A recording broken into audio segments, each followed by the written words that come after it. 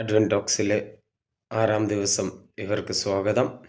നമുക്കറിയാം, ഓരോ ദിവസം നമ്മൾ കാത്തിരിക്കുകയാണ്. ഒരു ദിവസം നമ്മൾ കർത്താവിൻ്റെ ജനന സ്ഥലം അല്ലെങ്കിൽ കർത്താവ് ജനിച്ച സ്ഥലത്തേക്ക്, പുൽക്കൂടിലേക്ക് എത്തുന്ന ഒരു ദിവസങ്ങളാണ്. ഒരു ഭാഗത്ത് സന്തോഷം, എല്ലാ സ്ഥലത്ത് ക്രിസ്മസിനുള്ള പാട്ടുപടത്തം, കരോളിന് വേണ്ടിയുള്ള ഒരുക്കങ്ങളെല്ലാം നടക്കുന്നുണ്ടെന്ന് നമുക്കറിയാം.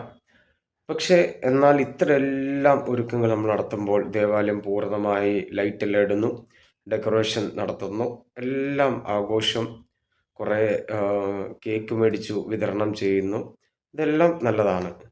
പക്ഷേ ഇന്ന് ഈ ഒരു ദിവസം ഞാൻ ചോദിക്കാൻ ആഗ്രഹിക്കുന്നുണ്ട്, എൻ്റെ ആത്മാവ് കർത്താവിനെ സ്വീകരിക്കാൻ വേണ്ടി എത്ര യോഗ്യനാണ്? എൻ്റെ ജീവിതം കർത്താവിനെ സ്വീകരിക്കാൻ വേണ്ടി എത്ര യോഗ്യനാണ്? എൻ്റെ മനസ്സിലെ പ്രവൃത്തിയും ചിന്തകളും എൻ്റെ രക്ഷകനായ യേശുവെ സ്വീകരിക്കാൻ വേണ്ടി യോഗ്യനാണോ എന്നൊരു ചോദ്യം നമ്മളോട് തന്നെ ചോദിക്കണം.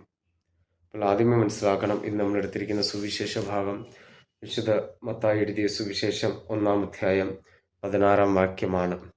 അപ്പം ഈ വിശുദ്ധ മത്തായിയുടെ സുവിശേഷം 1-ാം അധ്യായം നമുക്കറിയാം, കർത്താവായ യേശു മിശിഹായുടെ വംശാവലിയെക്കുറിച്ച് സംസാരിക്കുന്ന ഒരു ഭാഗമാണ്.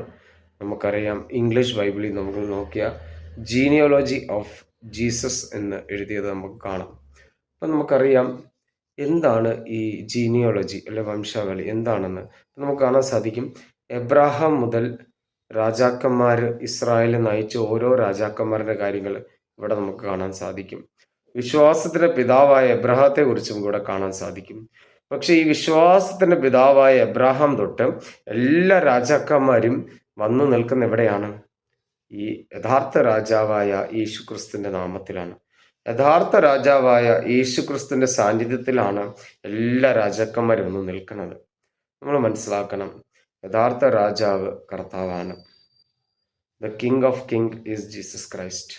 നമ്മൾ മനസ്സിലാക്കണം, നമ്മുടെ ഹൃദയത്തെ പൂർണ്ണമായി ഭരിക്കുന്നതും നമ്മുടെ ഹൃദയത്തെ പൂർണ്ണമായ സ്നേഹം കൊണ്ട് സ്നേഹത്തിൻ്റെ ആ പൂർണ്ണതയിൽ എത്തിക്കുന്നത് കർത്താവായ യേശു മിശിഹായാണ്. അതാദ്യം നമ്മൾ മനസ്സിലാക്കണം. പ്രത്യേകിച്ച് നമ്മൾ മനസ്സിലാക്കണം, ദൈവമാതാവിൽ നിന്നും യേശു എന്നൊരാൾ ജനിച്ചു. യേശു എന്ന് വിളിക്കപ്പെടുന്ന ഒരാൾ ജനിച്ചു. അപ്പോൾ ഈ ഒരു ക്രിസ്മസ് കാലത്ത് നമ്മൾ മനസ്സിലാക്കണം, നമ്മുടെ പ്രാർത്ഥന മുഖേന, ജീവിതം മുഖേന ഈ യേശുവെ സ്വീകരിക്കാൻ വേണ്ടി നമ്മളും പ്രാർത്ഥിക്കണം. കർത്താവ് നമ്മളുടെ ഉള്ളിൽ ജനിക്കണം.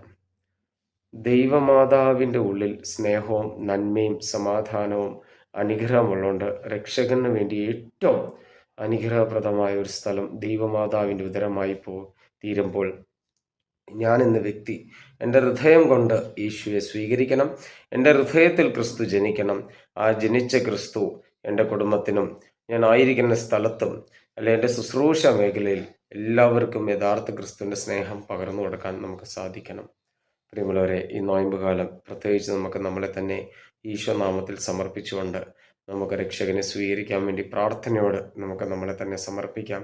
കർത്താവ് നമ്മളെ ധാരാളമായി അനുഗ്രഹിക്കട്ടെ. ആമേൻ.